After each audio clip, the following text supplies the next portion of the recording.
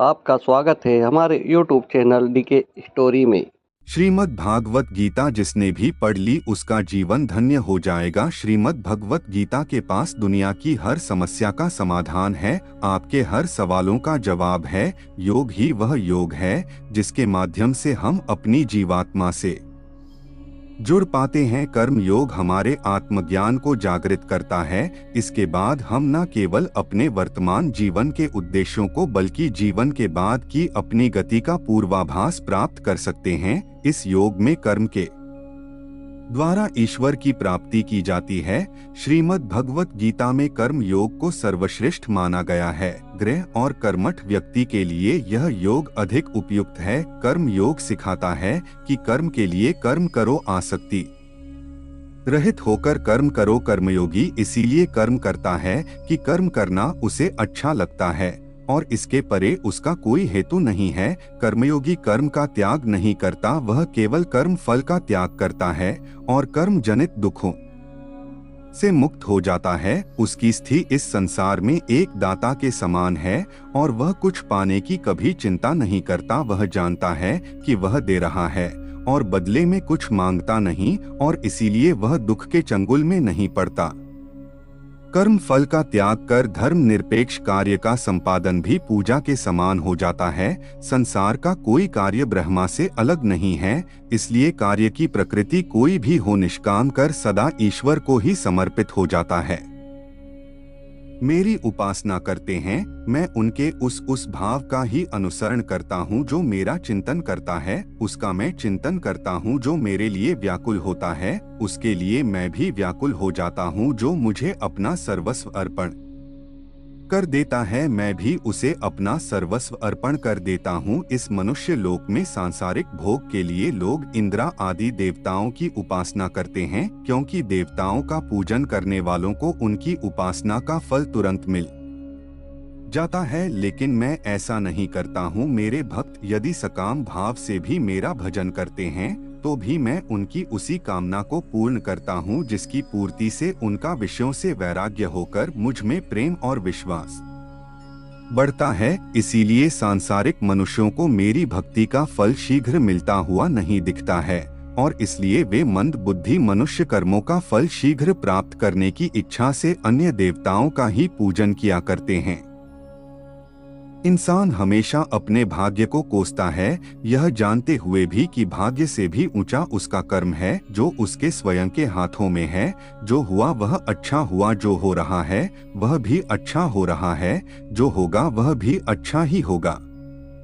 जो बीत गया उसका तुम पछतावा ना करो और भविष्य की चिंता भी ना करो, अभी तो वर्तमान चल रहा है। जो पुरुष ना किसी से द्वेष करता है और ना किसी चीज की आकांक्षा करता है, वैसा कर्मयोगी पुरुष सन्यासी के समान है और वह पुरुष सुख पूर्वक संसार बंधन से मुक्त हो जाता है। ना तो मैं किसी के भाग्य का निर्माण करता हूँ और ना ही किसी के कर्मफल का निर्माण करता हूँ। मनुष्य अपने द्वारा किए कर्मों का ही फल भोगता है और उसी से उसके भाग्य का निर्माण होता है। मनुष्य स्वयं ही अपना मित्र है और स्वयं ही अपना सबसे बड़ा शत्रु भी है। ज्ञानी मनुष्य कर्मयोग या भक्ति योग से एक ही जन्म में इस समुद्र रूपी संसार से निकलकर परमात्मा को डोट प्राप्त कर लेता है और अज्ञानी मनुष्य काम क्रोध लोभ मोह में फंसकर 84 लाख योनियों में भटकता रहता है। भगवान श्री कृष्ण कहते हैं, भगवत प्राप्ति के लिए कर्म करने वाला कोई भी मनुष्य दुर्गति को प्राप्त नहीं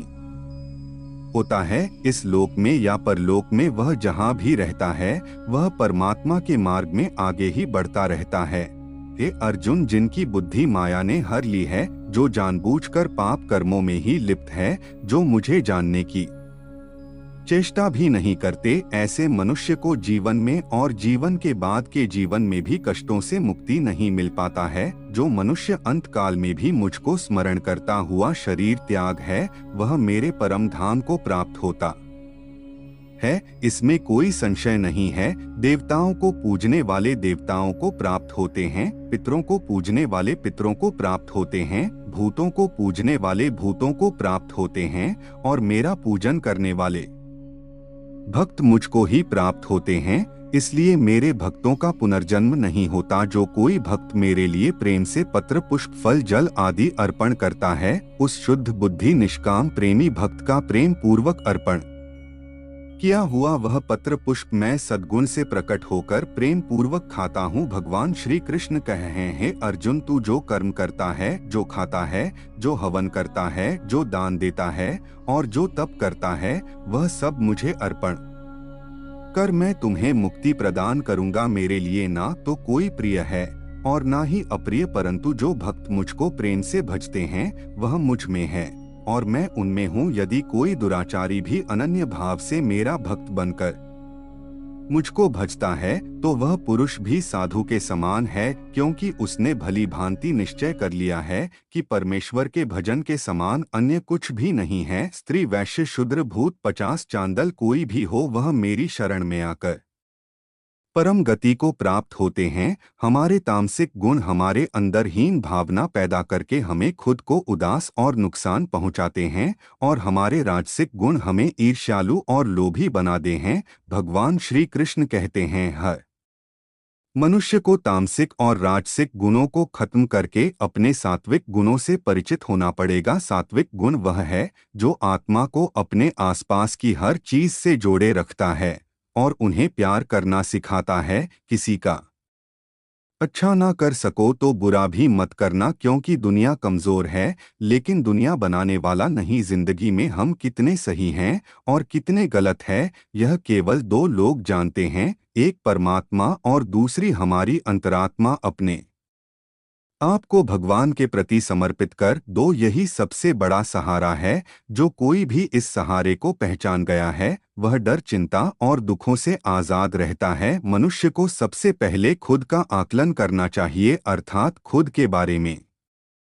जान लेना चाहिए। खुद की काबिलियत और क्षमता को जानना ही मनुष्य को आत्मज्ञान की प्राप्ति करा सकता है। जब तक मनुष्य खुद के बारे में जान नहीं लेगा तब तक उस मनुष्य का उद्धार नहीं हो सकता। श्रीमद् भगवत गीता में भगवान श्री कृष्ण कहते हैं कि हर एक मनुष्य को अपने आप पर पूरा पूरा भरोसा करना चाहिए, क्योंकि जो लोग खुद पर विश्वास करते हैं वह अवश्य ही सफलता प्राप्त करते हैं। ऐसा भी बताया जाता है कि जो व्यक्ति जैसा विश्वास करता है आखिरकार वैसा ही बन जाता है। सुख और दुख सर्दी और गर्मी के समान है, आज अगर दुख है तो कल सुख भी अवश्य होगा। इसलिए इन दोनों ही परिस्थितियों में मनुष्य को स्वयं से काम लेना चाहिए। जो मनुष्य अपने सभी काम में मन लगाकर अपना कार्य करते हैं और वह छोटे से छोटे कार्यों में भी खुशी ढूंढ लेते हैं, वह लोग निश्चित ही अंत में सफलता प्राप्त करते हैं।